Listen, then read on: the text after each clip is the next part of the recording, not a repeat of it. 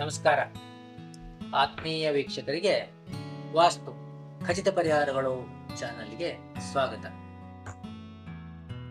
ಇಂದಿನ ವಿಷಯ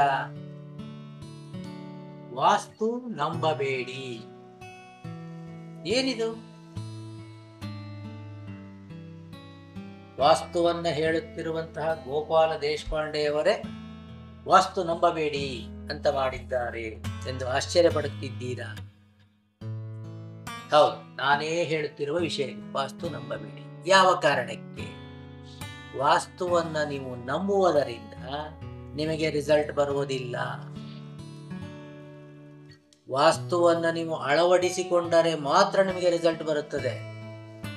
ಡಾಕ್ಟರ್ ತುಂಬಾ ಒಳ್ಳೆಯವರು, ಅವರನ್ನು ನಾವು ತುಂಬಾ ನಂಬಿದೀವಿ ಅಂದ ಮಾತ್ರಕ್ಕೆ ನಿಮ್ಮ ರೋಗ ಪರಿಹಾರ ಆಗುವುದಿಲ್ಲ. ಆ ಡಾಕ್ಟರ್ ಹತ್ರ ನೀವು ತೋರಿಸಿದ ಮೇಲೆ ಅವರು ಕೊಟ್ಟಂತಹ ಮಾತ್ರೆಯನ್ನ, ಇಂಜೆಕ್ಷನ್ ಅನ್ನ, ಟ್ರೀಟ್ಮೆಂಟ್ ಅನ್ನ ನೀವು ತೆಗೆದುಕೊಂಡರೆ ಮಾತ್ರ ನಿಮ್ಮ ರೋಗ ಗುಣವಾಗುತ್ತದೆ. ಹಾಗೆಯೇ ನೀವು ವಾಸ್ತುವನ್ನು ನಂಬಿದ ಮಾತ್ರಕ್ಕೆ ನಿಮ್ಮ ಸಮಸ್ಯೆ ಪರಿಹಾರವಾಗುವುದಿಲ್ಲ. ವಾಸ್ತುವನ್ನು ತೋರಿಸಿ ಆಗಿರುವಂತಹ ದೋಷಗಳನ್ನ ಪರಿಹರಿಸಿಕೊಳ್ಳಿ, ಅದನ್ನ ಅಳವಡಿಸಿಕೊಳ್ಳಿ. ಆಗ ಮಾತ್ರ ನಿಮಗೆ ವಾಸ್ತುವಿನಿಂದ ತುಂಬಾ ಒಳ್ಳೆಯ ಪ್ರತಿಫಲ ಬರುತ್ತದೆ. ಈಗ ಅನಿಸಿದೆ ವಾಸ್ತು ನಂಬಬೇಡಿ ಎನ್ನುವುದರ ಅರ್ಥ? ಹಾಗೆಯೇ ಸಾಕಷ್ಟು ವೀಕ್ಷಕರಲ್ಲಿ ಒಂದು ಅಸಮಾಧಾನ ಅಥವಾ ಒಂದು ಡೌಟ್ ಇದೆ. ಏನು? ನೂರಾರು ಚಾನಲ್ ನೋಡಿದ್ದಾರೆ, ನೂರಾರು ರೀತಿ ಹೇಳ್ತಾರೆ, ಅವ್ರು ಹಾಗೆ ಹೇಳ್ತಾರೆ, ಇವರು ಹೀಗೆ ಹೇಳ್ತಾರೆ.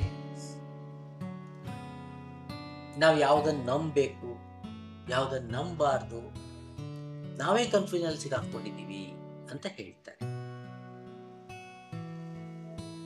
ನನಗೂ ಸಹಿತ ಇಲ್ಲಿಯವರೆಗೂ ಅರ್ಥವೇ ಆಗಿಲ್ಲ, ಯಾಕೆ ಒಬ್ಬೊಬ್ಬರು ಒಂದೊಂದು ರೀತಿಯಲ್ಲಿ ಹೇಳುತ್ತಾರೆ.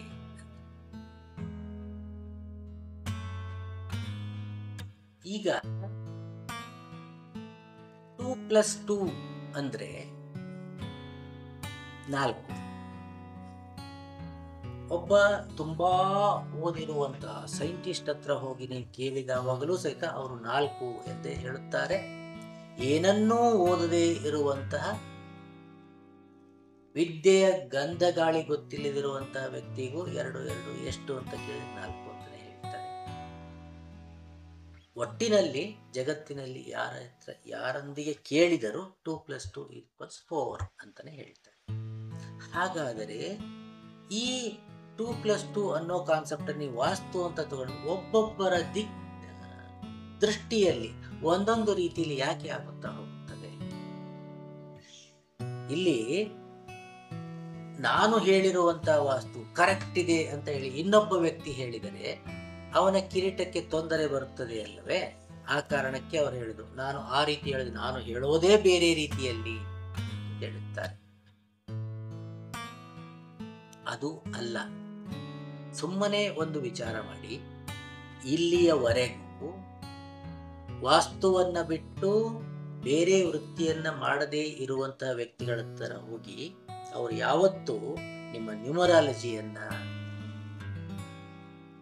ಜ್ಯೋತಿಷ್ಯ ಶಾಸ್ತ್ರವನ್ನ, ಜಾತಕವನ್ನ ವಾಸ್ತುವಿಗೆ ಹೊಂದಿಸುವುದಿಲ್ಲ. ಯಾವಾಗ ಈ ವಾಸ್ತು ಹೇಳುವವರಿಗೆ ಸ್ವಲ್ಪ ಇಂಪಾರ್ಟೆನ್ಸ್ ಜಾಸ್ತಿ ಸಿಗಲು ಪ್ರಾರಂಭ ಆದ ತಕ್ಷಣವೇ ಮನೆಯನ್ನ ಕಟ್ಟುವಾಗ ಎಂಜಿನಿಯರ್ಗಳಿಗೂ ಅದೇ ಹೇಳ್ತಾರೆ, ನಾವು ವಾಸ್ತು ಕೇಳ್ತೀವಿ ಅಂತ ಹೇಳಕ್ ಸ್ಟಾರ್ಟ್ ಮಾಡಿದ್ರು. ಈ ಜ್ಯೋತಿಷ್ಯ ಹೇಳೋರು ಅವ್ರ ಜೊತೆಗೆ ಮನೆ ಕಟ್ಟಬೇಕು ಅನ್ನೋ ಸಂದರ್ಭ ಅವ್ರ ಹತ್ರ ಮುಹೂರ್ತ ಕೇಳಕ್ ಹೋದವಾಗ ಅಲ್ಲಿಯೂ ಸಹಿತ ನಾವು ವಾಸ್ತು ಪ್ರಕರಣ ಮಾಡ್ತೀವಿ ಅಂತ ಹೇಳಿ, ಆವಾಗ ಈ ಜ್ಯೋತಿಷ್ಯ ಹೇಳುವವರಿಗೆ, ಈ ಎಂಜಿನಿಯರ್ಗಳಿಗೆ ಸಮಾಧಾನವಾಗಲಿಲ್ಲ. ಅವರು ನನಗೂ ವಾಸ್ತು ಗೊತ್ತು, ಎಂಜಿನಿಯರ್ಗಳು ಸಹಿತ ನನಗೂ ವಾಸ್ತು ಗೊತ್ತು, ನಾನು ವಾಸ್ತು ಪ್ರಕರಣ ಮಾಡಿಕೊಡ್ತೀನಿ ಅಂತ ಹೇಳೋಕೆ ಗೊತ್ತಿದ್ದು ಅವರು ಮಾಡಿದರೆ ತಪ್ಪು ಎಂದು ಹೇಳುವುದಿಲ್ಲ. ಆದರೆ ಗೊತ್ತಿಲ್ಲದೆ ಏನೇನೋ ವಿಷಯಗಳನ್ನ ಸಮಾಜಕ್ಕೆ ತಿಳಿಸುತ್ತಾ ಹೋಗಿ ಜನರ ದಿಕ್ಕನ್ನು ತಪ್ಪಿಸುತ್ತಿದ್ದಾರೆ. ಅವರನ್ನ ಸರಿ ಮಾಡುವಂತಹ ಯಾವುದೇ ವಿಷಯಕ್ಕೋಸ್ಕರ ನಾನು ಹೇಳುತ್ತಿಲ್ಲ. ಆದರೆ ಈ ವಿಡಿಯೋವನ್ನ ನೋಡುವಂತಹ ನೀವು ಯಾವುದು ಸರಿ ಯಾವುದು ತಪ್ಪು ಎನ್ನುವುದನ್ನ ನೀವೇ ತೀರ್ಮಾನಿಸಿಕೊಳ್ಳಬೇಕು. ಯಾವ ವ್ಯಕ್ತಿ ನಿಮ್ಮ ಮನೆಯನ್ನ ನೋಡಿದ ತಕ್ಷಣ ನಿಮ್ಮ ಜೀವನದಲ್ಲಿ ನಡೆದ ಘಟನೆಗಳನ್ನ ಸರಿಯಾದ ರೀತಿಯಲ್ಲಿ ಹೇಳುತ್ತಾನೋ ಅವನು ನಿಜವಾದ ವಾಸ್ತುತಜ್ಞ. ಆ ಮನೆಯನ್ನ ನೋಡಿದ ತಕ್ಷಣ ಅಲ್ಲಿ ಮನೆಯಲ್ಲಿ ವಾಸವಾಗಿರುತ್ತಿರುವಂತಹವರ ಹೆಸರಾಗಲಿ, ಜನ್ಮ ದಿನಾಂಕವಾಗಲಿ, ಫೇಸ್ ರೀಡಿಂಗ್ ಆಗಲಿ, ಪಾಮಿಸ್ಟ್ರಿ ಯಾವುದೂ ಸಹಿತ ಅವಶ್ಯಕತೆ ಇರುವುದಿಲ್ಲ. ಆ ರೀತಿ ಮನೆಯನ್ನ ನೋಡಿದ ಮೇಲೆ ಆ ಮನೆಯಲ್ಲಿ ಯಾವುದೇ ವ್ಯಕ್ತಿಗಳಿದ್ದರೂ ಪರಿಣಾಮ ಒಂದೇ ಆಗಿರುತ್ತದೆ. ಹಾಗಾಗಿ ತಾವು ಮನೆಗೆ ಬಂದು ಆ ವಿಷಯವನ್ನ ಕೂಲಂಕುಷವಾಗಿ ಪರೀಕ್ಷಿಸಿ ಅಲ್ಲಿ ನಡೆದಂತಹ ಘಟನೆಗಳನ್ನ ಸರಿಯಾದ ರೀತಿಯಲ್ಲಿ ಹೇಳುವಂತ ವ್ಯಕ್ತಿ ಸರಿಯಾದ ವಾಸ್ತು ಸಲಹೆಗಾರ ಎಂದು ತೀರ್ಮಾನಿಸಿ ಅಂತಹ ವ್ಯಕ್ತಿಗಳಿಂದ ಸಲಹೆ ತೆಗೆದುಕೊಳ್ಳಿ. ಅವರು ಆ ರೀತಿ ಹೇಳಿದರು, ಇವರು ಈ ರೀತಿ ಹೇಳಿದರು ಎನ್ನುವ ವಿಷಯವನ್ನ ಬಿಟ್ಟು ಬಿಡಿ. ಪೂರ್ವಕ್ಕೆ ಬಾಗಿಲು ಇದ್ದರೆ ಏನು ಆಗಬೇಕು ಎಂದು ತೀರ್ಮಾನಿಸುವುದು ವಾಸ್ತು ಸಲಹೆಗಾರ. ನೀವು ದಕ್ಷಿಣಕ್ಕೆ ರಸ್ತೆ ಇರುವಂತಹ ನಿವೇಶನವನ್ನು ತೆಗೆದುಕೊಂಡು ಅಂತ ನಿವೇಶನದಲ್ಲಿ ಪೂರ್ವಕ್ಕೆ ಬಾಗಿಲು ಇಟ್ಟುಕೊಳ್ಳೋದು ತಪ್ಪು. ನೀವು ಪೂರ್ವಕ್ಕೆ ಬಾಗಿಲು ಆಗುತ್ತದೆ ಅನ್ನುವುದೇ ನಿಜವಾಗಿದ್ದರೆ ಪೂರ್ವಕ್ಕೆ ರಸ್ತೆ ಇರುವ ನಿವೇಶನ ತೆಗೆದುಕೊಳ್ಳಬೇಕಾಗಿತ್ತು. ದಕ್ಷಿಣಕ್ಕೆ ಬಾಗಿಲು ಇಟ್ಟುಕೊಳ್ಳಬೇಕು ಎನ್ನುವಂತ ಆಸೆ ನಿಮಗಿದ್ದರೆ ದಕ್ಷಿಣಕ್ಕೆ ರಸ್ತೆ ಇರುವಂತಹ ನಿವೇಶನ ತೆಗೆದುಕೊಳ್ಳಬೇಕಾಗಿತ್ತು. ಉತ್ತರಕ್ಕೆ ರಸ್ತೆ ಇರುವ ನಿವೇಶನ ತೆಗೆದುಕೊಳ್ಳುತ್ತೀರಿ, ಪೂರ್ವಕ್ಕೆ ಬಾಗಿಲು ಇಟ್ಟುಕೊಳ್ಳುತ್ತೀರಿ. ಪೂರ್ವಕ್ಕೆ ರಸ್ತೆ ಇರುವ ನಿವೇಶನ ತೆಗೆದುಕೊಳ್ಳುತ್ತೀರಿ, ಉತ್ತರಕ್ಕೆ ಬಾಗಿಲು ಇಟ್ಟುಕೊಳ್ತೀರಿ. ದಕ್ಷಿಣಕ್ಕೆ ರಸ್ತೆ ಇರುವ ನಿವೇಶನ ತಗೊಳ್ತೀರಿ, ಅದು ಪೂರ್ವಕ್ಕೋ ಮತ್ತಿನ್ಯಾವುದೋ ರೀತಿಯಲ್ಲಿ ಬಾಗಿಲನ್ನ ಇಟ್ಟುಕೊಳ್ಳುತ್ತೀರಿ. ನಿಮಗೆ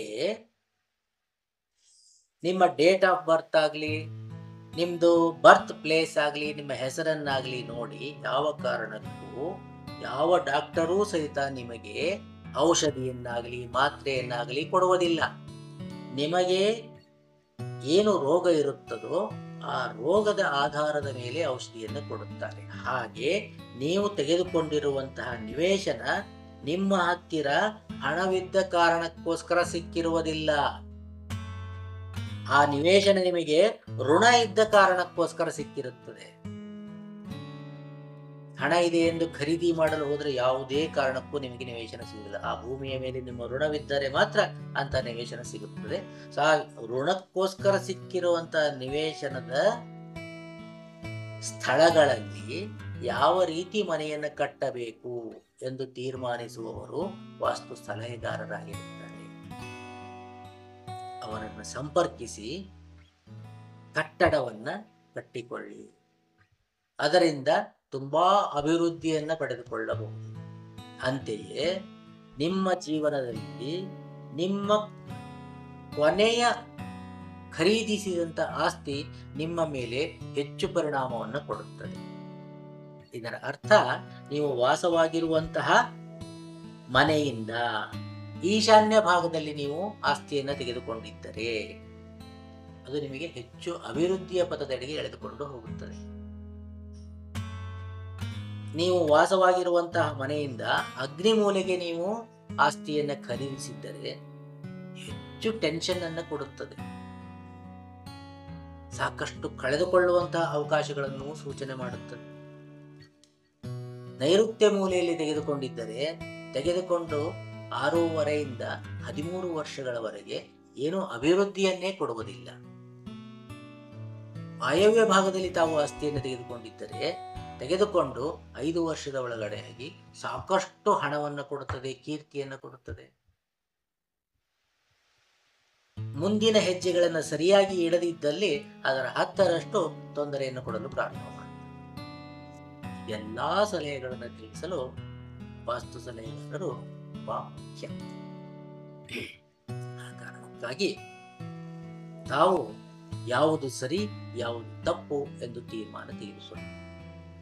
ಯಾವ ವ್ಯಕ್ತಿ ನಿಮ್ಮ ನಿವೇಶನ ಅಥವಾ ಮನೆಯನ್ನು ನೋಡಿ ನಿಮ್ಮ ಹಿಂದಿನ ಹಾಗೂ ಮುಂದೆ ಆಗುವ ಎಲ್ಲಾ ಘಟನೆಗಳನ್ನು ಹೇಳುತ್ತಾನೋ ಆ ವ್ಯಕ್ತಿ ಸರಿಯಾದ ವಾಸ್ತು ಸಲಹೆಗಾರ.